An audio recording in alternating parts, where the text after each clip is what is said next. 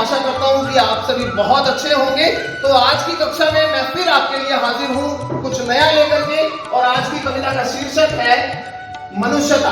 कक्षा 10वीं के छात्रों हेतु कविता मनुष्यता लेकर के आया हूँ। जैसा कि आप सभी को पता है कि आपकी बोर्ड की परीक्षाएं जो है वो आपके सिर पर आ चुकी हैं। लगभग 1 महीना भी नहीं रहा है आपको बोर्ड परीक्षाओं में। तो आप भी ये चाहते होंगे कि कुछ नया मिले, कुछ ऐसा मिल जाए कि जिससे आपका जो ज्ञान है वो पुनः दोबारा से जीवित हो उठे, और कक्षा 10वीं में जो आपने अपने सिलेबस में पढ़ी थी, टीचर ने पढ़ाया होगा आपको, कि वो कविता आप फिर से सुन लेंगे, जो चैप्टर्स आपको पढ़ाए थे वो फिर से सुन लें, ताकि आपका ज्ञानार्जन दोबारा हो जाए और आप बोर्ड परीक्षाओं में अच्छा प्रदर्शन कर सकें। तो जी हाँ, मैं आज लेकर के आया हूँ कविता मनुष्यता, जिसकी रचना की है कविवर मैथिली शरण गुप्त जी ने, जो हमारे राष्ट्र कवि कहलाए जाते हैं। जिस प्रकार राष्ट्रीय मिठाई होती है, राष्ट्रीय फल होता है, उसी प्रकार राष्ट्रीय कवि भी हैं। तो हमारे राष्ट्र कवि हैं मैथिली शरण गुप्त, जिनका जन्म 1886 में 3 अगस्त के दिन झांसी के निकट चिरगांव में हुआ था। जी हाँ, बिल्कुल सही सुना बच्चों आपने, जिनका जन्म 1886 में 3 अगस्त झांसी के निकट चिरगांव में हुआ। राष्ट्र कवि के रूप में ये जाने जाते हैं और राम भक्त कवि के रूप में लोकप्रिय हैं। राम भक्त कवि के रूप में लोकप्रिय हैं। राम के चरित्र से ये अत्यधिक प्रभावित थे। इन्होंने अपनी रचनाओं में राम का अच्छा खासा वर्णन भी किया है, और इनकी अभिलाषा भी यही रही कि राम का कीर्तिमान, यानी राम का जो चरित्र था वो जनमानस तक पहुंचे और सभी उस चरित्र से कुछ ना कुछ ग्रहण करें। इनकी भाषा संस्कृत, बांग्ला, मराठी, अंग्रेजी, हिंदी के अलावा संस्कृत, बांग्ला, मराठी और अंग्रेजी पर भी इनका अच्छा खासा दबदबा था। इनकी रचनाएं साकेत, यशोधरा, जयद्रथ, भारत भारती। इनकी प्रमुख रचनाएं हैं साकेत, यशोधरा, जयद्रथ, भारत भारती, और सम्मान पद्म भूषण सम्मान से सम्मानित। तत्पश्चात राज्यसभा के मानद सदस्य के रूप में भी इन्हें मनोनीत किया गया। मृत्यु 12 दिसंबर 1964 के दिन हृदय गति रुकने से इनकी मृत्यु हुई। तत्पश्चात अगर हम इस कविता के माध्यम से जाने तो मनुष्यता के सही अर्थ के विषय में इन्होंने हमें जागृत किया। मनुष्यता का वास्तविक अर्थ क्या है, और मनुष्य को मरणशील बताया कि मृत्यु इस जीवन की शाश्वत सच्चाई है। अपनी मृत्यु को सुमृत्यु बनाने में मनुष्य जो है वो सक्षम है। कविता की भाषा विशुद्ध खड़ी बोली है। कविता में विश्व बंधुत्व की भावना का विस्तार किया गया है। परस्पर सहयोग करते हुए देश और समाज तथा संसार की उन्नति का संदेश कवि ने दिया है। तो आइए बिना समय गंवाए इस कविता को शुरू करें और ध्यान से सुनिएगा, ताकि आप अपनी बोर्ड परीक्षाओं की अच्छी तैयारी कर सकें। तो जी, कविता का पहला जो अंश है, काव्यांश है, उसके विषय में हम जानेंगे कि विचार लो कि मरते हो न मृत्यु से डरो कभी। विचार लो कि मरते हो न मृत्यु से डरो कभी, मरो परंतु यो मरो की याद जो करे सभी। मरो परंतु यो मरो की याद जो करे सभी, हुई न सुमृत्यु तो वृथा जिए वृथा मरे। वही पशु प्रवृत्ति है कि आप ही चरे, मरा नहीं वही कि जो जिया ना आपके लिए। वही पशु प्रवृत्ति है कि आप ही चले, वही मनुष्य है कि जो मनुष्य के लिए मरे। तो बताया कि विचार कर लीजिए। मनुष्य जाति को संदेश देते हुए कवि मैथिली शरण गुप्त बताते हैं कि ऐसा विचार कर लीजिए कि मनुष्य मरणशील है। एक दिन मृत्यु सभी को आनी है। मृत्यु इस जीवन की वास्तविक सच्चाई है, जिससे कोई छिप नहीं सकता। किसी की मृत्यु टाली नहीं जा सकती। कहते हैं तिल बढ़े न राई घटे, जो लिख दी करतार। जो उस प्रभु परमात्मा ने लिख दी है वो तिल के दाने के समान बढ़ नहीं सकती और राई के दाने के समान घट नहीं सकती। जितने श्वास हमें दिए हैं मालिक ने, परमात्मा ने, वो श्वास हमें पूरे करके जाना होगा। तो विचार कर लीजिए कि मनुष्य मरणशील है। एक दिन मृत्यु सभी की आनी है। मरो परंतु यो मरो की याद जो करे सभी। तो बेटा मरना तो है ही, क्यों ना ऐसे मरा जाए कि हमें सारा संसार याद करे बाद में भी, यानी कि जीते जी भी नाम हो और मरने के बाद भी नाम हो। हुई ना सुमृत्यु तो वृथा जिए वृथा मरे। अगर हमारी मृत्यु सुमृत्यु नहीं हुई, अब सुमृत्यु का मतलब है अच्छी मृत्यु। अब अच्छी मृत्यु से मतलब ये नहीं कि हम सोते सोते रह गए तो भाई अच्छी मौत हो गई, या बुरी मौत, हम एक्सीडेंट से मर गए तो वो बुरी मौत हो गई। नहीं, सुमृत्यु यानी अच्छे भले कर्म करते हुए अगर हम मृत्यु को प्राप्त होते हैं और संसार हमें याद रखता है, तो ऐसी मृत्यु को कवि ने सुमृत्यु कहा। मरा नहीं कि वो जिया ना आपके लिए। ऐसा तो नहीं है कि जो सिर्फ अपने लिए जीते हैं वही मरते हैं, अरे जो दूसरों के लिए जीते हैं वो भी मरते हैं। मृत्यु तो शाश्वत सत्य है, मरना एक दिन सभी ने है, जाना एक दिन सभी ने है। तो क्यों ना ऐसे कर्म किए जाएं कि जो हमें लोग मरने के बाद भी याद करें। वही पशु प्रवृत्ति है कि आप ही चरे, वो तो पशुओं की प्रवृत्ति है, पशुओं की आदत है कि अपना भरा जगत का भरा, यानी अपना पेट भर ले। इंसान हो तो इंसानों जैसे कर्म करो ना। किसने रोका? वही मनुष्य है कि जो मनुष्य के लिए मरे। कवि बताते हैं, मैथिली शरण गुप्त जी ने संदेश दिया कि असली मनुष्य वही है जो मनुष्य के लिए मरा करता है, अपने प्राण त्याग दिया करता है। आई थिंक पहला जो काव्यांश है वो आप लोगों को क्लियर हो गया होगा। अब मैं दूसरे पद्यांश की ओर बढ़ता हूं। तो दूसरे काव्यांश में कवि ने बताया, उसी उदार की कथा सरस्वती बखानती। बखानना मतलब वर्णन करना, कि माँ सरस्वती जो है विद्यादायिनी है, संगीत की देवी है, विद्या की देवी है। तो माँ सरस्वती ऐसे उदार, ऐसे परोपकार सहृदय लोगों के बारे में अच्छे से डिस्क्राइब करती हैं, वर्णन करती हैं। अब कैसे? सरस्वती डायरेक्ट तो आएंगी नहीं वर्णन करने के लिए, आपके मन में प्रश्न होगा। तो माँ सरस्वती किताबों के माध्यम से, क्योंकि विद्या की देवी है, किताबों में इस तरीके के गुणगान उनके लिखे जाते हैं, ऐसे लोगों के जो परोपकार के लिए अपने प्राण त्याग देते हैं, लोगों की भलाई के लिए अपने प्राण त्याग देते हैं, मनुष्य जीवन अपना पूरा सर्वस्व त्याग कर देते हैं और लोगों की भलाई में लगे रहते हैं। तो जनता की भलाई के लिए अपने प्राणों की आहुति दे देना, तो ऐसे लोगों का गुणगान मां सरस्वती स्वयं किया करती हैं। उसी उदार से धरा कृतार्थ भाव मानती। धरा मतलब धरती और कृतार्थ मतलब आभारी। ऐसे परोपकारी लोगों से धरा आज भी कृतार्थ है। धरती जो है आज भी ऐसे लोगों की कर्जदार है, ऋणी है। फिर बताया, उसी उदार की सदा सजीव कीर्ति पूजती। कीर्ति मतलब प्रसिद्धि, फेमिनस। ऐसे लोगों की कीर्ति, ऐसे लोगों की प्रसिद्धि संसार में हुआ करती है। फिर बताया कि उसी उदार को समस्त सृष्टि पूजती। सारी सृष्टि में ऐसे उदार लोगों की पूजा की जाती है। पूजती मतलब गूंजती, सृष्टि मतलब संसार। अखंड आत्मभाव जो असीम विश्व में भरे। आत्मभाव मतलब आत्मीयता। ऐसी आत्मीयता को भरने वाले लोग जो संसार में दूसरों के भले के लिए अपने प्राण त्याग देते हैं, उनको संसार सत सत नमन किया करता है। ऐसे लोगों को बाद में भी, उनकी मृत्यु के पश्चात भी बेटा याद किया जाता है। तो वही मनुष्य है कि जो मनुष्य के लिए मरे। सच्चा मनुष्य वही है जो दूसरे मनुष्यों के काम आए, अर्थात परोपकार का भाव अपने जीवन में, अपने हृदय में संजो करके रखे। तीसरा जो पद्यांश है उसमें बताया कि सुदार्थ रंती देव ने दिया करस्त थाल भी, तथा दधीचि ने दिया परार्थ अस्थि जाल भी। अब यहाँ पर कुछ विशेष जो ऐसे व्यक्ति हुए जिन्होंने महान परोपकार के कार्य किए, उनका गुणगान कवि ने कविता में किया। सुदार्थ मतलब भूख से व्याकुल, जो खुद भूखे थे। रंती देव एक दानी राजा थे। इनके पीछे एक कहानी है, वो मैं आपको बताऊंगा कि वो स्वयं भूखे थे और उनके पास जब खाने की थाली आई तो करस्त मतलब हाथों में, उन्होंने हाथों में पकड़ा हुआ थाल भी दूसरे को दे दिया। उनसे किसी भूखे ने आकर के मांगा।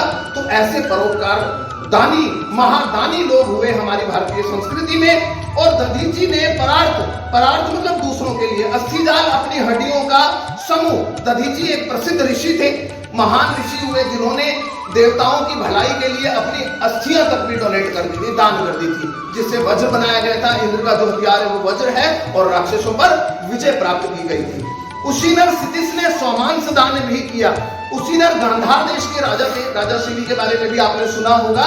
एक बार इनके पीछे भी एक गाथा है जो मैं आपको बता रहा हूं, ध्यान से सुनिए, बातें नहीं करनी आप लोगों ने और ध्यान से सुनना है। तो उशीनर सितिस गांधार देश के राजा थे और एक बार भगवान शिव और भगवान विष्णु उनकी परीक्षा लेने के लिए धरती पर आए। और कैसे परीक्षा ली? क्योंकि उनके विषय में बड़ी सारी बातें थी कि वो बड़े त्यागी हैं, महान त्यागी, महान परोपकारी हैं। तो भगवान विष्णु जो थे वो कबूतर बन गए और भगवान शिव जो थे वो बाज का रूप धारण कर लिया उन्होंने और धरती पर आ गए। अब कबूतर को भगवान शिव जो बने हुए थे मतलब बाज, उन्होंने उसको घायल कर दिया और वो घायल होकर के लहूलुहान होकर के उनकी नगरी में गिर गए, राजा शिव की। जब वो वहां गिर गए तो बाज ने उस पर हमला करना शुरू किया और राजा ने उसे उठाया, कबूतर को, उसकी मरण पट्टी की और ला करके उसे बचाने की कोशिश की। बाज देवता ने बोला कि हे राजा, तेरे को तो बड़ा परोपकारी समझा जाता है, तू मेरे भोजन को कैसे रख सकता है? कि मेरा भोजन है, मेरा शिकार है, इसे छोड़ दे। तो राजा ने बोला, कहते हे प्रभु, हे बाज देवता, आप इसकी जान बख्श दें, इसके बदले में जो आपको मांस चाहिए वो मैं देने को तैयार हूं। तो उन्होंने एक तराजू रखी गई बड़ी सभा के अंदर। तराजू में राजा शिवी ने अपने जांघ से मांस काटा और वो वहां पर रख दिया। कबूतर को एक पलड़े में रखा गया, एक पलड़े में मांस रखा गया। कबूतर भारी होता चला गया, ये तो प्रभु की लीला थी, और मांस बराबर हुआ ही नहीं। अंत में जब लहूलुहान हो गया राजा पूरा, तो वो अंत में खुद ही तराजू के पलड़े में बैठ गया और कहा कि प्रभु आप मेरे को पूरा खा लो बाल देवता, लेकिन इसकी जान बख्श दो। तो ऐसा त्याग, ऐसे महान पराक्रमी राजा, ऐसे महादानी राजा हमारी भारतीय संस्कृति में हुए। तो भगवान शिव और विष्णु प्रकट हुए और उन्होंने कहा कि राजन, हम तेरी तपस्या से और तेरी त्याग की भावना से बहुत प्रसन्न हैं, और जब तक ये मतलब अखंड ब्रह्मांड रहेगा, अखिल ब्रह्मांड रहेगा, तब तक तेरा नाम जो है वो अमर रहेगा। तो आज भी हम नाम उनका ले रहे हैं। सहर्ष वीर कर्ण ने शरीर चर्म भी दिया, शरीर चर्म, शरीर की खाल उन्होंने हंसते हंसते डोनेट कर दी थी भगवान श्री कृष्ण को। उसके विषय में आप लोगों को पता है कि कैसे सहर्ष मतलब खुशी के साथ, और युद्ध में क्योंकि उनको ये वरदान मिला हुआ था सूर्यपुत्र थे कि वो मरेंगे नहीं, उनकी मृत्यु निश्चित नहीं थी, लेकिन कहते हैं पहले बड़े प्रारब्ध पाछे बड़े शरीर, इंसान की मृत्यु उसके जन्म से पहले तय हो जाती है। तो भगवान ने एक अलग लीला रची बेटा, और कैसे उनके शरीर के चर्म को ले लिया और कर्ण ने भी सहर्ष दे दिया हंसते हंसते। अनित्य देह के लिए अनादि जीव क्या डरे, ये अनित्य देह है। कवच कुंडल भी कर्ण ने दे दिए थे, ये देह अनित्य है, यानी देह हमेशा मरा करती है। कहते हैं ना इंसान मर गया, इंसान नहीं मरते, शरीर मरा करता है, आत्मा कभी किसी की नहीं मरती। तो ये अनित्य देह है, इसके लिए अनादि जीव जो है वो अनादि है, आदिकाल से जीवित है। आत्मा कभी मरती नहीं है, तो उसके लिए शरीर क्यों डरे। ऐसे कर्म करो कि जो यहाँ रहते हुए भी हमारा नाम अमर हो, और यहाँ से जाने के बाद भी दुनिया हमारा नाम भलाई में ले। वही मनुष्य है कि जो मनुष्य के लिए मरे। सच्चा मनुष्य वही है जो दूसरों के लिए अपने प्राणों की आहुति दे दिया करता है। चौथे काव्यांश में बताया, सहानुभूति चाहिए महाविभूति है यही, सहानुभूति चाहिए महाविभूति है यही। महाविभूति मतलब बड़ी भारी पूंजी। वशीकृता सदैव ही बनी हुई स्वयं ही, वशीकृता यानी वश में की हुई। कभी कहते हैं कि किसी के काम आकर उसकी सहानुभूति प्राप्त करना ही सबसे बड़ी पूंजी है। अगर हम किसी के काम आ जाए इस जीवन में, तो उससे जो सहानुभूति, जो सिंपैथी हमें मिलेगी, वो सबसे बड़ी पूंजी अर्थात कैपिटल होगी हमारे जीवन के लिए। यह धरती भी सदा उसके लिए वश में रहती है। फिर बताया, वशीकृता सदैव ही बनी हुई स्वयं ही, जो लोग दूसरों के काम आया करते हैं, ऐसे लोगों के वश में यह धरती भी रहा करती है। विरुद्धवाद बुद्ध का दया प्रवाह में बहा। भगवान बुद्ध के विषय में आपने सुना है, उनके अगेंस्ट भी लोग हो गए थे। कहते हैं जब जब सच्चाई के रास्ते पर इंसान चला है, तब तक उसकी टांग खींचने वाले भी लोग बहुत आ जाया करते हैं। महात्मा बुद्ध के विचारों के विरोधी भी उनके दया और करुणामय स्वभाव के आगे नतमस्तक हो गए। कहते हैं फलदार वृक्ष और संत महात्मा सदा अपनी विनम्रता से लोगों का उद्धार करते हैं। कहते हैं तरुवर फल नहीं खाते है, सरवर प्रियत न नीर, परमारथ के कारण संतन धरा शरीर। कि तरु अपने फल स्वयं नहीं खाया करते, पेड़ अपने फल नहीं खाते स्वयं, और सरोवर अपना पानी नहीं पिया करता। ऐसे ही संत जो है वो अपने जीवन के लिए नहीं आते धरती पर, वो दूसरों का कल्याण करने के लिए आते हैं। तो भगवान बुद्ध ने भी ऐसे ही किया। विनित लोक वर्ग ना क्या सामने झुका रहा, जो पढ़े लिखे लोग थे वो भी उनके सामने झुक गए। आहा वही उदार है परोपकार जो करे, वही व्यक्ति उदार है, सहृदय है, जो परोपकार किया करता है, जो दूसरों की भलाई के लिए अपने प्राण त्याग दिया करता है। वही मनुष्य है कि जो मनुष्य के लिए मरे। सच्चा मनुष्य वही है जो मनुष्य के लिए अपने प्राण त्याग दिया करता है। अगला जो काव्यांश है उसमें बताया कि रहो न भूल के कभी मदांध तुच्छ वित्त में। मदांध मतलब मद में अंधा होना, पैसे के नशे में अंधा होना। तुच्छ मतलब थोड़ा सा, वित्त मतलब पैसा। आज का मनुष्य क्या कर रहा है, पैसे के नशे में इतना अंधा हो गया है कि रिश्ते तार तार होते जा रहे हैं। सनाथ जाने आपको करो न गर्द चित्त में। इंसान समझता है कि मेरा तो सब कोई है, मेरी फैमिली है, मेरा परिवार है, मेरे पास रुपया है, मेरे पास पैसा है, सब कुछ यही धरा रह जाता है बेटा, कुछ साथ नहीं जाता। ना एक आना, एक पाई, एक सरसों का दाना कितना बड़ा होता है, उतना भी कोई साथ अपने नहीं लेके जा सकता।